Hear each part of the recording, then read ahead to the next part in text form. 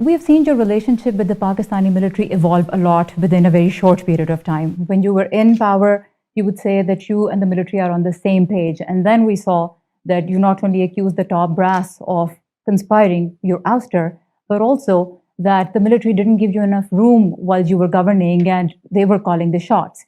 What kind of a relationship do you think the military should have with the civilian government and with any political party? Well, first, let me just define what you mean by the military. Military means one man, the army chief.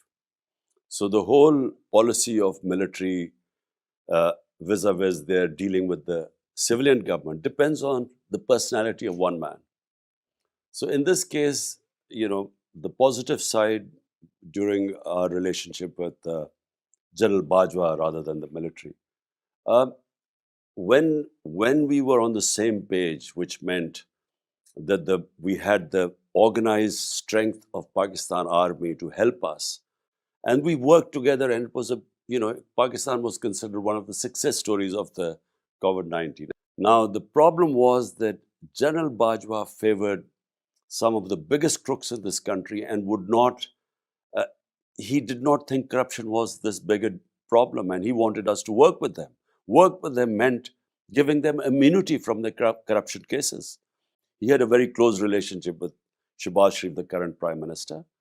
And for some reason, he conspired, and this regime change took place. Well, he rejects those allegations. But my question is, if you come back in power, what makes you think things will be different? That the army that has consistently played a huge role in Pakistan would back off? The leading principle of the balance is that a elected government that has the responsibility, which people have mandated them through their vote, must also have the authority.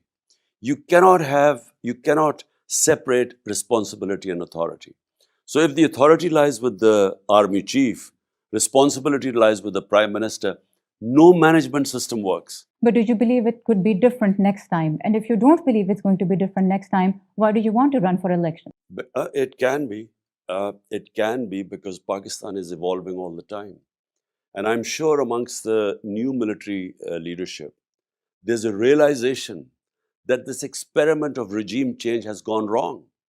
Pakistan the economy has gone into a tailspin. We are facing the worst crisis in our history, the economic crisis.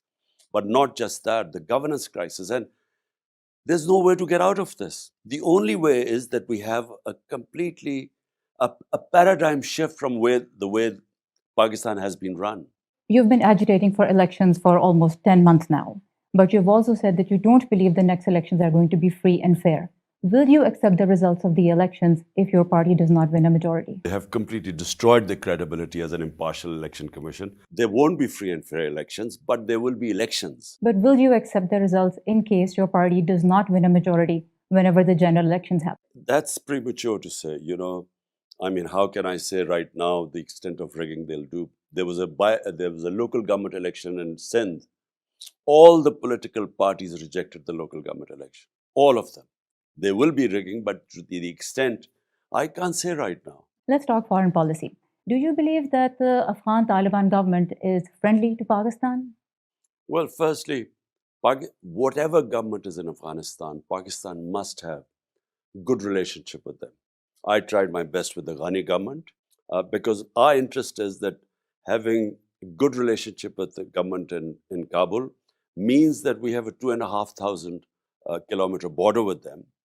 And which means that, if they have problems of terrorism, then they will help us. But so far, even the Pakistani government says it's not getting the help from the Afghan Taliban to fight terrorism the way it would have liked and the way you are saying. What is disturbing is that our foreign minister, he's spent almost all his time out of Pakistan, but he's not paid one visit to Afghanistan.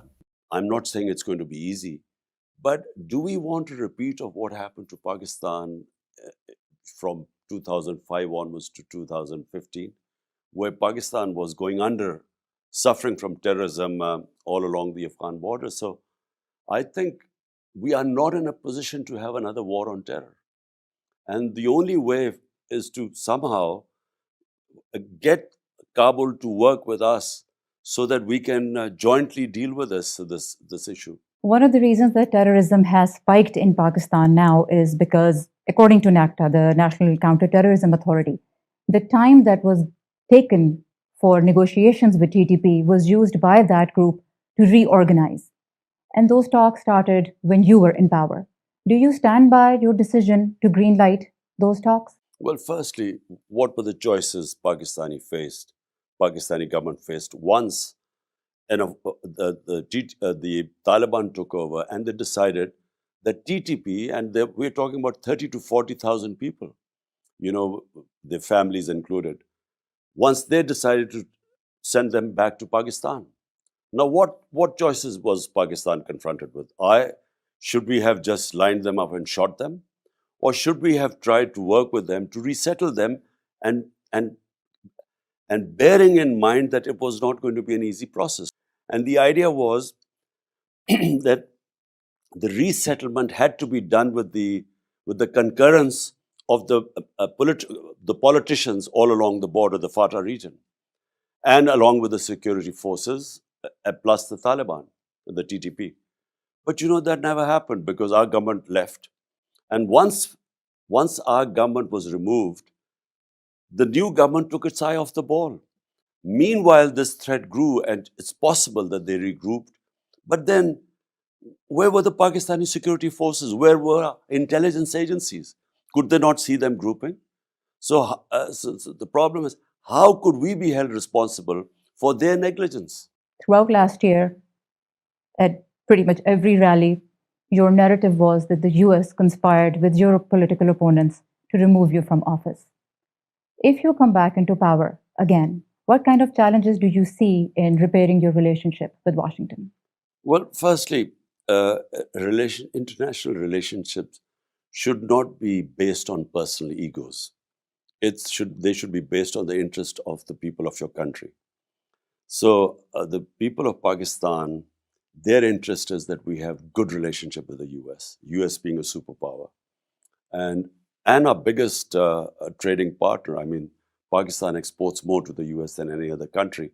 Whatever happened now, I mean, as things unfold, it wasn't the US who told the Pakistan. It was, unfortunately, from what now evidence has come out, it was General Bajwa who actually somehow managed to tell the Americans that I was anti-American. And so it wasn't imported from there, it was exported from here to there. So do you still believe that the US played a role in removing you from office? Well, the cipher is real. It was an official meeting minuted both sides between Donald Lu, the Undersecretary of State to South Asia, and the Pakistan ambassador. And this was brought to the National Security Council and our cabinet, the minutes of the meeting. Having said that, it's in the past. We have to move on. It's in the interest of Pakistan to have good relationship with the US, and that's what we intend to do. A little bit about human rights. I was reading your interview that you gave to the New Yorker, and when you were asked about your stance on the Uyghur issue, the Chinese treatment of its Uyghur Muslims, you said that you didn't essentially call China out for its abuse of the Uyghurs because it would cost Pakistan a lot because Pakistan relies very heavily on China. Does that mean that when you speak for Palestinians or for Kashmiris, it's because it's easy to do that because there are no serious political consequences for Pakistan? Is this how a country should manage its moral positions? Remember, the Prime Minister of a country, his main responsibility are his own people. So you do not want to make statements, moral statements about other countries, which would affect the lives of your own population. So I'll give you an example. We were told to take position on Ukraine. We decided to stay neutral, the Russian invasion to Ukraine. India decided to stay neutral, being a strategic partner of the US. Why? Because India sensibly thought about its own people. It got oil from Russia at 40% discount. So by actually taking sides, you can actually affect the lives of your own people. So my responsibility as a prime minister were the 220 million people of my own country. And it's exactly what the Western countries do. They don't take positions where it hurts their economic interest. Kashmir, the United Nations Security Council has passed resolutions on Kashmir. That's a disputed territory.